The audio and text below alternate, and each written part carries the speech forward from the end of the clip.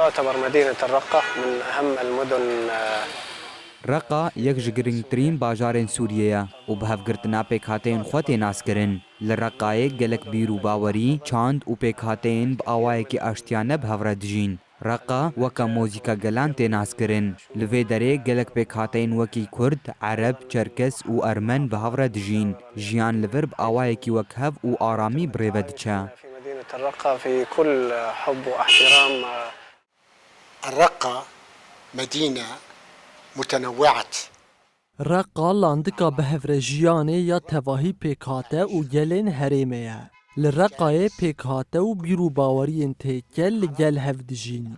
اف پربونا پیکاته یان دولمندی یا چاندجی بخارتینه. بهفرجیانا گلان نشانه یا دولمندی یا گلانه.